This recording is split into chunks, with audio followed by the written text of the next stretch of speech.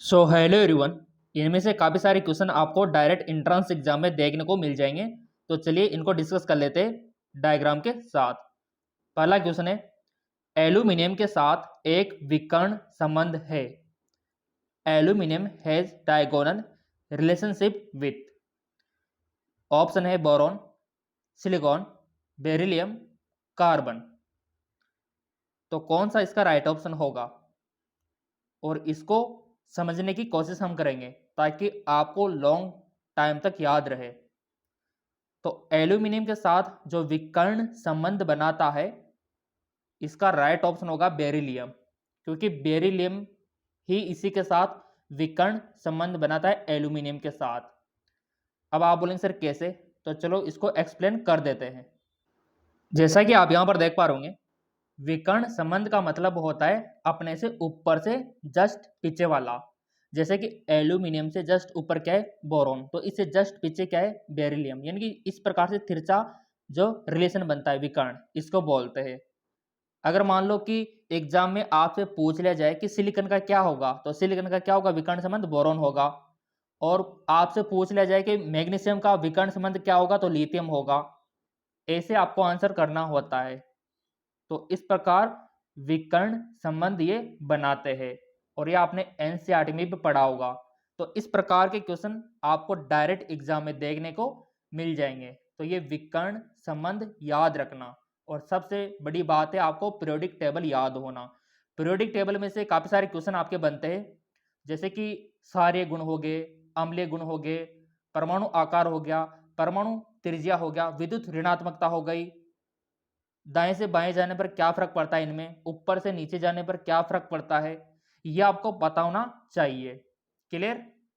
तो चलिए बढ़ते आगे की ओर। तो इस प्रकार आपका विकर्ण संबंध एल्यूमिनियम का किससे बन रहा है, बेरिलियम से।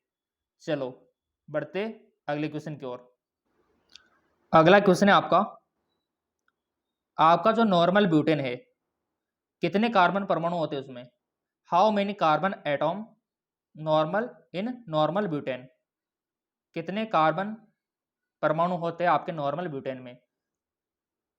4, 3, 2, 6। तो सबसे पहले आपको पता होना चाहिए नॉर्मल ब्यूटेन की संरचना। संरचना अगर आपको पता होगी तभी जाके आप बता पाओगे कि कितने तो उसमें हाइड्रोजन होते हैं, कितने उसमें कार्बन परमाणु होते हैं। तो बेसिकली आपका जो नॉर्मल ब्यूटेन होता है, उसमें जो कार्बन परमाणु की संख्या होती है वो होती है आपकी 4। कितनी होती है, 4 होती है। अब चलो इसका संरचना बना के देख लेते हैं और गिन के देख लेते हैं। जैसा कि यहां पर आप देख पा रहे होंगे, ये वाली जो संरचना है नॉर्मल ब्यूटेन, तो इसमें गिनो आप कितने कार्बन परमाणु है। तो इसमें है 1, 2, 3, 4। 4 कार्बन परमाणु हमारे पास है। इस प्रकार का क्वेश्चन आपसे पूछा गया है, इसीलिए हमारा जो राइट ऑप्शन है वह पहला वाला, यानी कि 4 आ जाएगा इसका ऑप्शन। अब बढ़ते आगे की ओर। बेकिंग पाउडर का एक घटक है, integrate of baking powder, borax, sodium carbonate, sodium chloride या सोडियम बाइकार्बोनेट। कौन सा इंटीग्रेंट है, कौन सा घटक है। तो देखो विद्यार्थियों, आपका जो बेकिंग पाउडर होता है उसका जो इंटीग्रेट है वो है सोडियम बाइकार्बोनेट, सोडियम बाइकार्बोनेट। और इसका सूत्र होता है आपका NaHCO3। काफी बार एग्जाम में पूछ लिया जाता है। और बेकिंग पाउडर होता क्या है, बेकिंग पाउडर होता है मीठा सोडा, ठीक है, जो खाने में अधिकतर यूज होता है, और आपके घरों में काफी मात्रा में यूज होता है बेकिंग सोडा। चलो इसको भी दिखा देते, काफी सारा यूज होता है इसका। जैसे आपके पेट में मान लो एसिडिटी हो गई, एसिडिटी को खत्म कौन करता है, बेकिंग सोडा। क्यों करता है, क्योंकि ये सारे प्रकृति का होता है, इसीलिए वो एसिडिटी, खट्टी डकार जो आती है उसको खत्म कर देता है। ये इस प्रकार का दिखाई देता है बेकिंग सोडा। ये पैकेट के रूप में भी आता है मार्केट में, और ये काफ़ी सारा यूज होता है, और इस प्रकार का पैकेट भी आता है। और इसमें साफ लिखा हुआ है सोडियम बाइकार्बोनेट, और सूत्र भी लिखा हुआ है, देख लो, NaHCO3।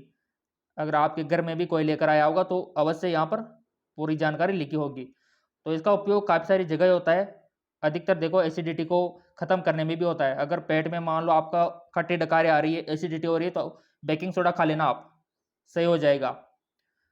मान लो आपके दांत खराब हो रहे, पीले पड़ रहे, तो इससे साफ हो जाएंगे, ठीक है, इसमें भी यूज होता है। और आपकी जो माउथ में इन्फेक्शन है उसको ख़त्म करने में भी काम आता है। तो काफ़ी सारी जगह ये यूज होता है, बहुत ही बेनिफिट ये रहता है हमारे लिए। और हाँ, आपको पता है कि बेकिंग सोडा जो होता है आग बुझाने में भी काम आता है। अब आप बोलेंगे सर कैसे? तो ऐसे होता है कि इसका क्रिया अगर अमल से करा दी जाए तो CO2 गैस बनती है, और इसका उपयोग आग बुझाने में भी किया जाता है। तो काफ़ी सारे यूज होते हैं बेकिंग सोडे का। चलिए बढ़ते आगे की ओर। बहुत ही प्यारा क्वेश्चन है कि हाइड्रोजन गैस बनाने के लिए सबसे खतरनाक विधि कौन सी है जिसमें हाइड्रोजन क्लोराइड की क्रिया किससे करवाए? यानी कि आपको बहुत ही अच्छी खासी हाइड्रोजन गैस बनानी है, तो आपके पास यहाँ पर अम्ल है, ठीक है, अम्ल की क्रिया किससे करवाए कि हमको बहुत ही अच्छी मात्रा में हाइड्रोजन गैस मिले? ऑप्शन है जस्ता, लोहा, एल्यूमिनियम, पोटेशियम। बताओ। तो ऐसे में राइट ऑप्शन होगा हमारा पोटेशियम। Right option potassium. अब आप बोलेंगे सर कैसे? पोटेशियम क्यों होगा, जस्ता, लोहा, एल्यूमिनियम क्यों नहीं होगा? तो देखो विद्यार्थियों, यहाँ पर राइट ऑप्शन पोटेशियम इसीलिए होगा क्योंकि ये सक्रियता श्रेणी में सबसे ऊपर आता है, यानी कि ये बहुत ही अभिक्रियाशील होता है और यही अम्ल से अच्छी सी क्रिया करके हाइड्रोजन गैस देगा। चलो मैं आपको दिखा भी देता इसका वो सक्रियता श्रेणी। जैसा कि आप यहाँ पर देख पा रहे होंगे, ये सक्रियता श्रेणी आपने 10वीं में भी पढ़ी होगी, 12वीं में भी पढ़ी होगी, और ये बहुत ही इंपॉर्टेंट है। और ये ऊपर से नीचे की ओर घटता क्रम है अभिक्रियाशीलता का। देख लो आप, अभिक्रियाशीलता का घटता क्रम, यानी कि सबसे अधिक अभिक्रियाशील कौन है? पोटेशियम। तो यही बहुत अच्छी हाइड्रोजन देगा अम्ल से क्रिया करके। और थोड़ा कमजोर आपका पोटेशियम, फिर कैल्शियम, फिर मैग्नीशियम, एल्यूमिनियम, जिंक, ठीक है। और सबसे कम क्रियाशील कौन है बताओ? वो है आपका गोल्ड यानी कि सोना। ये सबसे कम अभिक्रियाशील है, इसीलिए ये वातावरण में क्रिया नहीं करता और लंबे समय तक चमकता रहता है, इसलिए महंगा भी होता है, ठीक। तो ये आपको सक्रियता श्रेणी याद होना चाहिए। अगर मान लो ऑप्शन में ये नहीं होता, ये वाला गायब रहता, तो फिर हमारा सोडियम सही होता। अगर सोडियम भी गायब रहता फिर हमारा कैल्शियम सही रहता। तो ऐसे आपको ये टेबल पता होना चाहिए, और ये टेबल तो हम टेलीग्राम पर डाल देंगे, टेलीग्राम का लिंक डिस्क्रिप्शन में दे रखा है। बहुत इंपॉर्टेंट है, बहुत इंपॉर्टेंट, काफ़ी सारी जगह काम आते हैं एंट्रेंस एग्जाम में। ये टेबल पता है तो आपको बहुत कुछ पता है, ठीक है। इसीलिए हमारा राइट ऑप्शन हुआ था पोटेशियम। सो ऐसे समझ के आपको आंसर करना होता है एंट्रेंस एग्जाम में। अगला साइंस का जीके टाइप क्वेश्चन है कि प्रयोगशाला में संश्लेषित पहला कार्बनिक यौगिक कौन सा आता है? Which is the first organic compound synthesize in the laboratory? प्रयोगशाला में संश्लेषित पहला कार्बनिक यौगिक, तो ऑब्वियसली बात है, हर किसी को पता होना चाहिए, यूरिया। यूरिया ही सबसे पहले बनाया गया था प्रयोगशाला में, कार्बनिक यौगिक यूरिया, याद रखना, ठीक है। डायरेक्ट क्वेश्चन आता है ये। अगला है आपका, जलीय पोटेशियम हाइड्रोक्साइड के साथ क्रिया करने पर एल्किल हैलाइड देता है। अब ये अभिक्रिया पता होना चाहिए आपको। जलीय पोटेशियम हाइड्रोक्साइड, ये तो आपका जलीय पोटेशियम हाइड्रोक्साइड हो गया, इसकी क्रिया किससे करवानी है? जलीय पोटेशियम हाइड्रोक्साइड के साथ क्रिया कराने पर, किसकी? एल्किल हैलाइड की। एल्किल हैलाइड की आपको क्रिया करवानी है। बहुत ही इजी क्वेश्चन हो गया ये। अब तो बहुत इजी हो गया, कर दोगे। आपके क्या बनेगा? एल्किल बनेगा, इथर बनेगा, अम्ल बनेगा, एल्कोहल बनेगा। तो सिंपल सी बात है, जब आप एल्किल हैलाइड की क्रिया करवाते हो किससे? आपके पोटेशियम हाइड्रोक्साइड से, तो OH है, तो OH मतलब एल्कोहल, तो एल्कोहल यहाँ पर ये देगा, जो कि दे रखा है आपके इसमें। अब थोड़ा सा इसको समझ भी लेते और गहराई से।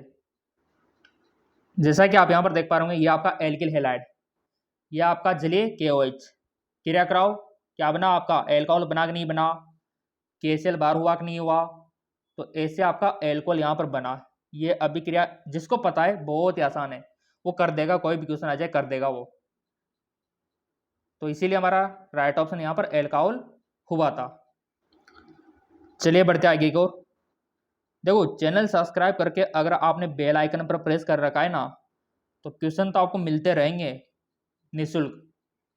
अगला क्वेश्चन, संकलन की अधिकतम क्षमता किसके द्वारा दिखाई जाती है?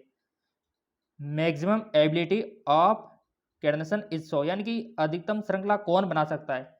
सिलिकॉन, जर्मेनियम, लेड, कार्बन, कौन बना सकता है बताओ? बहुत ही प्यारा क्वेश्चन। तो वो बना सकता है आपका, आपने तो शायद चूज ही कर लिया होगा अपने मन में कि हाँ इसका ऑप्शन ये होगा। अब चलो मैं बता रहा हूं, इसका जो राइट ऑप्शन होगा वो होगा कार्बन। कार्बन काफी सारी श्रृंखला बना सकता है, जितनी चाहे वो बना सकता है, जितनी चाहे वो बना सकता है ना? तो राइट ऑप्शन इज कार्बन। अगला क्वेश्चन बहुत ही इंपॉर्टेंट है, एग्जाम में वापस आएगा ये, ठीक है। पोटेशियम सुपर ऑक्साइड में, जो आपका सुपर ऑक्साइड, ठीक है, में ऑक्सीजन परमाणु की ऑक्सीकरण अवस्था आपको बतानी है। जो आपका पोटेशियम सुपर ऑक्साइड है ना, उसमें आपको ऑक्सीजन परमाणु की ऑक्सीकरण अवस्था आपको बतानी है। बताओ, पहले तो आपको पता होना चाहिए पोटेशियम सुपर ऑक्साइड का सूत्र, उसके बाद ही आप कर पाओगे इसको। चाहे तो आप रफ पेज में भी कर सकते हो, चाहे तो आप वीडियो को पॉज करके आराम से कर सकते हो और फिर आंसर दे सकते हो। ऑप्शन है -1/2, दूसरा है -2, तीसरा है -1 और चौथा है 0। अब बताओ आप ईमानदारी से। तो राइट ऑप्शन होगा इसका, देखो हमने तो कर लिया, हमने तो कर लिया और आंसर भी पा लिया। हमारा जो आंसर आया -1/2 हमारा आया, और आंसर हमारा यही है -1/2। अब आप बोलेंगे सर कैसे आया ये आंसर, -1/2 कैसे आया, इसको समझाइए। तो चलो समझा देते ताकि आपको डाउट ना रहे। तो देखो विद्यार्थियों, आपके पोटेशियम सुपर ऑक्साइड का सूत्र क्या होता है? KO2, ठीक है। होता है कि नहीं होता है? यही होता है। तो पोटेशियम का तो पता है हमको, ठीक है, 1। और यहाँ पर ऑक्सीजन का पता नहीं है, तो यहाँ पर X मान लेंगे ऑक्सीजन का, ठीक है, X मान लेंगे। तो ऑक्सीजन का पता नहीं है तो हमने X मान लिया, तो यहाँ पर 2x हमने लिख दिया, ठीक है, इक्वल टू 0। अब यहाँ पर 2x और ये आपका 1 इधर गया तो माइनस में हो जाएगा, ठीक है। अब यहाँ पर x, ये 2 नीचे चला जाएगा, -1/2। कितना आसान है, देखो आप, कितना प्यारा क्वेश्चन था। और हर बार ऑक्सीकरण अवस्था, ऑक्सीडेशन स्टेट से क्वेश्चन बनता है। इस प्रकार से भी निकाल सकते हो चाहो तो आप, दोनों तरीके सेम ही है, क्योंकि वही आपको x मानना पड़ेगा ऑक्सीजन का, ठीक है, और वैसे आपको करना होगा और आपका आंसर ये आएगा -1/2। तो ऐसे समझ के करना होता है आपको, रटना नहीं होता।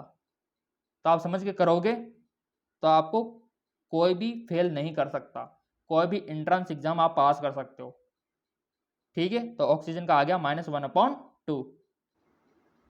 तो ऐसे आपको वहां पर भी एग्जाम में रफ पेज पे करके सीधा टिक मार देना है और नंबर प्राप्त कर लेने हैं। अब बढ़ते आगे की ओर। बहुत ही प्यारा सवाल है, और ये जिसको आ गया समझो टॉपर की लिस्ट में नाम पक्का। निम्न में से कौन सा लुईस बेस नहीं है? Which of the following is not a Lewis base? यानी कि आपको पता होना चाहिए कि कौन कौन से यहां पर लुईस बेस होते हैं और कौन कौन से लुईस एसिड होते हैं। अगर ये दोनों पता है तो कोई भी क्वेश्चन आ जाए आप कर दोगे। क्या आपको पता है कि लुईस बेस कौन कौन से होते हैं, लुईस एसिड कौन कौन से होते हैं? तो हमको तो पता है, देखो विद्यार्थियों, याद कर रखा है, और दोनों के बीच में बहुत बड़ा अंतर आपको पता होना चाहिए। तो इसका जो राइट ऑप्शन होगा वो होगा, क्योंकि यहाँ पर लुईस बेस नहीं है तो लुईस बेस आखिर है कौन कौन से? तो यहाँ पर लुईस बेस आपका जल भी है, H2O क्या है? लुईस बेस है।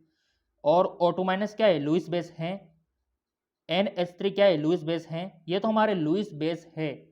क्वेश्चन ने पूछा है कि नहीं है, तो वो हमारा I+ नहीं है। तो ऐसे आपको पता होना चाहिए। अब आप बोलोगे सर लिस्ट हमको बता दो ना कि कौन कौन से लुईस बेस होते हैं, कौन कौन से लुईस एसिड होते हैं। तो चलो लिस्ट में आपको दिखा देता हूँ। तो यहाँ पर आप देख पा रहे होंगे, ये आपके लुईस बेस, ये आपका NH3 भी क्या है? Lewis base. ये आपका जल H2 भी क्या है? Lewis base. आपका HO Lewis base, NO3 Lewis base, SO4 Lewis base, benzene Lewis base. तो ये इधर ये आपके लुईस बेस है और ये लुईस एसिड। मान लो क्वेश्चन तो यहाँ से भी बन सकता है कि कौन सा लुईस एसिड नहीं है। तो लुईस एसिड कौन कौन से होते हैं? BF3, LCl3, L3, H+, K+, ये होते हैं आपके लुईस एसिड। अब आप बोलेंगे सर ये लुईस बेस क्या होता है, लुईस एसिड क्या होता है? तो ये दोनों में अंतर देख लो आप। लुईस एसिड वो होता है जो एक्सेप्ट इलेक्ट्रॉन, और लुईस बेस वो होता है जो डोनेट इलेक्ट्रॉन। लुईस एसिड वो होता है जो इलेक्ट्रॉन फिलिक होता है और ये न्यूक्लियोफिलिक होता है। लुईस एसिड वो होता है जो कैटायन होता है, लुईस बेस आपका एनायन होता है। लुईस एसिड आपका D block D orbital present होता है, लुईस बेस में नहीं होता। और इधर एग्जांपल देख लो आपके लुईस एसिड के H+, CO+, Zn+, ठीक है, मैग्नीशियम हो गया, ठीक है, आयन, ये देख लो आप। लुईस बेस का क्या होता है? इधर जल होता है, NH3 होता है, O होता है, ठीक है, Cl- होता है। तो ये एग्जाम्पल पता होना चाहिए, तभी जाके काम बनेगा, सिंपल सी बात है। और ये तो हम टेलीग्राम पर भी भेज देंगे, और टेलीग्राम का लिंक नीचे दे रखा है डिस्क्रिप्शन में, फॉलो कर लेना। तो देख लो कौन कौन से यहाँ पर लुईस बेस है। तो वो है आपका H2O, NH3 और NO3, ये सब हमारे लुईस बेस है। और हमारे क्वेश्चन ने क्या पूछा कि लुईस बेस नहीं है, तो नहीं है तो वो तो यही है, ये कहाँ पर है? बाकी सारे ही लुईस बेस है। ऐसे आंसर करना होता है आपको बच्चों, क्लियर? तो इसीलिए हमारा राइट ऑप्शन क्या हो गया? ये वाला, क्योंकि ये लुईस बेस है ही नहीं, बाकी के सब लुईस बेस है, तीनों के तीनों। चलो बढ़ते आगे की ओर। और ये तो आपको पता होना ही चाहिए, 2 से 3 क्वेश्चन बनते हैं यहाँ से। जैसा कि आप यहाँ पर देख पा रहे होंगे, निम्न में से कौन सा हाइपोनाइट्रस अम्ल है? Which of the following is hyponitrous acid? Hyponitrous acid बताओ। H2N2O2 या फिर HNO2 या फिर HNO4 या फिर HNO3? कौन सा हाइपोनाइट्रस अम्ल है?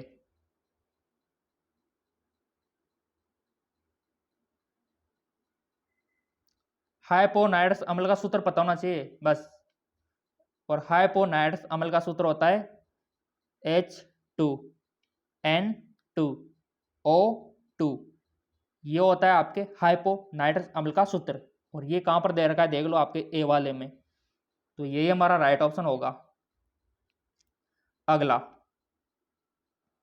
निम्न में कौन एक ट्राइहाइड्रिक एल्कोहल है?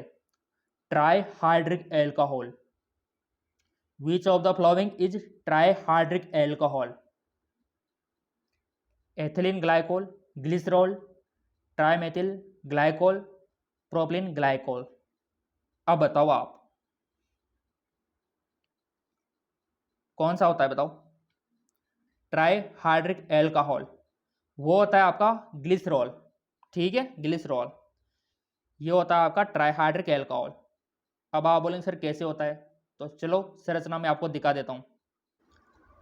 जैसा कि आप यहाँ पर देख पा रहे होंगे, ये होता है आपका ट्राइहाइड्रिक एल्कोहल। 1 2 3 देख लो अच्छे से, ये ग्लिसरॉल का संरचना सूत्र 1 2 3। तो ये आपका ग्लिसरॉल, इसको ट्राइहाइड्रिक, ठीक। सो ग्लिसरॉल इज राइट ऑप्शन। अगला, अगला यहां पर, निम्न में कौन सा एक रेडियोधर्मी है? Which of the following is radioactive? Deuterium, tritium, helium, hydrogen. कौन सा रेडियोधर्मी है?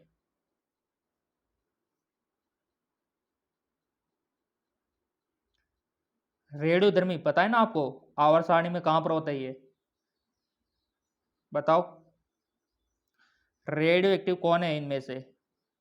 तो देखो विद्यार्थियों, ड्यूटेरियम तो नहीं आपा, क्योंकि तो आवर्त सारणी ऊपर ऊपर रहता है। हीलियम भी ऊपर ऊपर रहता है, ये भी नहीं है। हाइड्रोजन भी नहीं है, क्योंकि तो सारे समस्थानिक हो गए हाइड्रोजन के।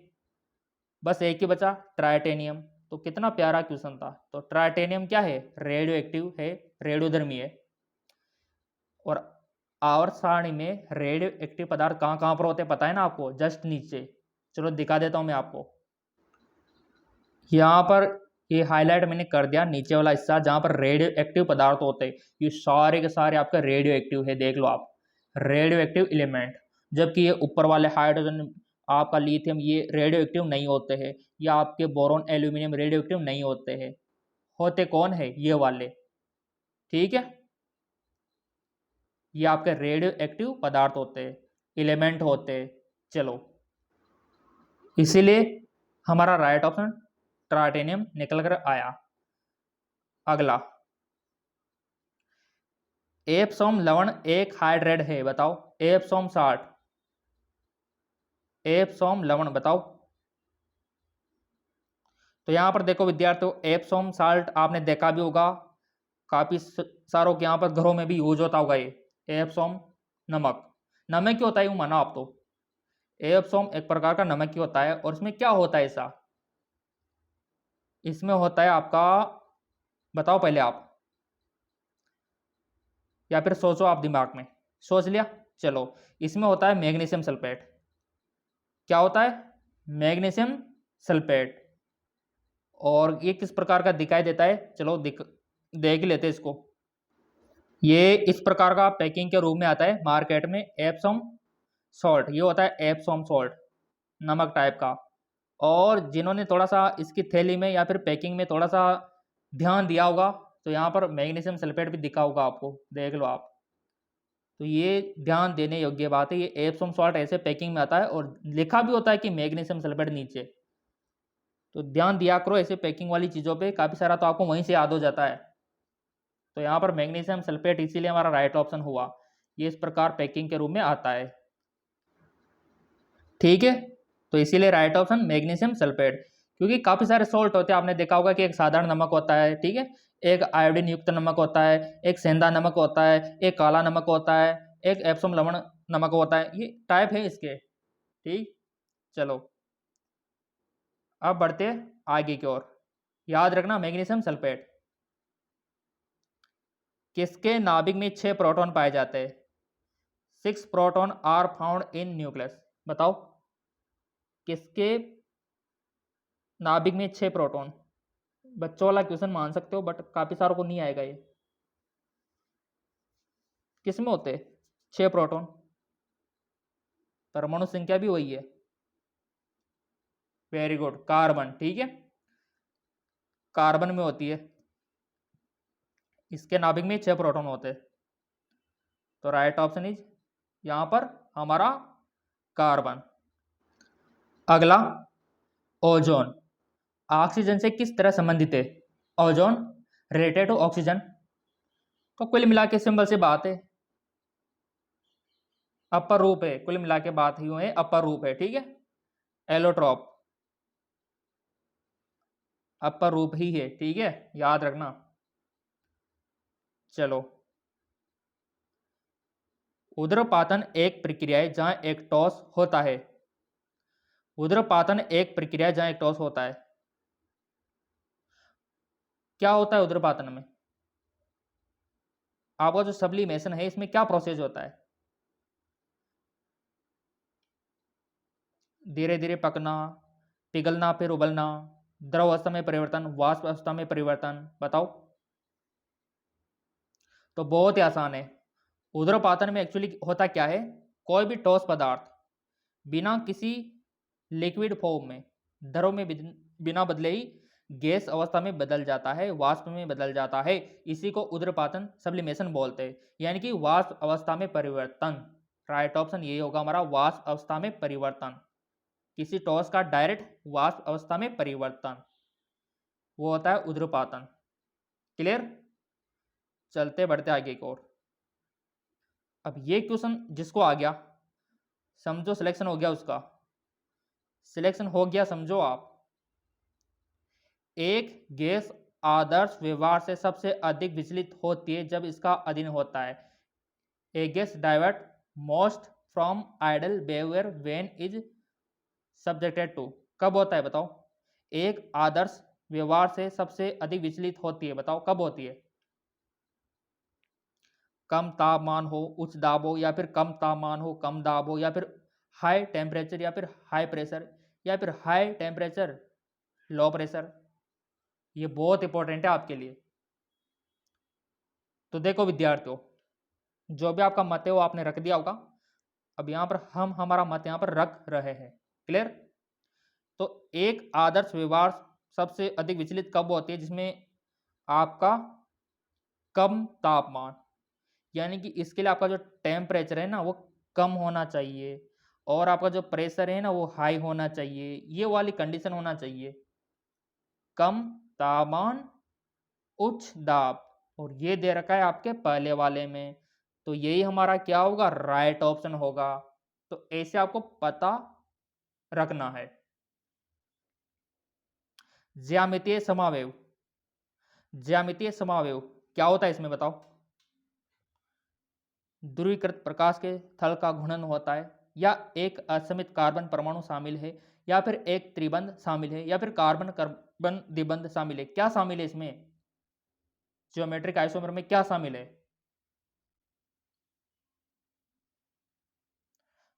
तो इसमें आपका शामिल है कार्बन कार्बन द्विबंध। अब आप बोलोगे सर कैसे? तो देख लो आप, चलो मैं दिखा देता हूं आपको। ये है आपका आइसोमर, ठीक है, ज्योमेट्रिकल। तो कार्बन कार्बन द्विबंध है कि नहीं है ना? तो इसीलिए राइट ऑप्शन हमारा कार्बन कार्बन द्विबंध हुआ। क्लियर? अगला, रेफ्रिजरेटर में तरल अमोनिया का उपयोग किया जाता है, क्यों? रेफ्रिजरेटर यानी कि आपका जो घरों में फ्रिज होता है ना, फ्रिज, उसमें जो अमोनिया का उपयोग किया जाता है, क्यों किया जाता है? यह उच्च वाष्पीकरण उष्मा रखता है, यह उच्च द्विध्रुव आघूर्ण रखता है, इसकी सार्यता का, या फिर इसका स्थिरांक का, बताओ। तो आपके फ्रिज में तरल अमोनिया का उपयोग क्यों यूज होता है इसमें? वो इसलिए होता है विद्यार्थियों क्योंकि ये उच्च वाष्पीकरण उष्मा रखती है, हाई हीट एवोपरेशन, इसीलिए उसका उपयोग किया जाता है फ्रिज में। अब इसका डायग्राम भी देख लेते हैं ताकि आपको याद रहे। जैसा कि आप यहाँ पर देख पा रहे होंगे, ये आपका फ्रिज है, ठीक है, और इसमें ये हीट आउट तो यहाँ से होती है और कोल्ड आउट यहाँ होती है, ठीक है, और ये कंप्रेशन यहाँ होता है और ये ऑपरेशन यहाँ होता है, ठीक है। अब इसमें ये रहा आपका स्पेस फ्रिज का, ठीक है। तो इस प्रकार की क्रिया उसमें रहती है, पूरा का पूरा सिस्टम इस प्रकार से रहता है आपके फ्रिज का, इस प्रकार का। इसीलिए इसका राइट ऑप्शन क्या है? उच्च वाष्पीकरण उष्मा रखती है। अब काफी सारे विद्यार्थियों के कमेंट आते सर ये पूरा का पूरा पीडीएफ हमको चाहिए, तो मिल जाएगा ना आपको। एमकेएस अकेडमी ऐप को डाउनलोड करो, वहां से कोर्स आपको बाय करना होगा और सारे पीडीएफ आप पा सकते हो। एमकेएस अकेडमी जो ऐप है उसका लिंक नीचे दे रखा है डिस्क्रिप्शन में, वहां से आप डाउनलोड कर सकते हो और ये पीडीएफ आप पा सकते हो। लिंक डिस्क्रिप्शन में दिया हुआ है।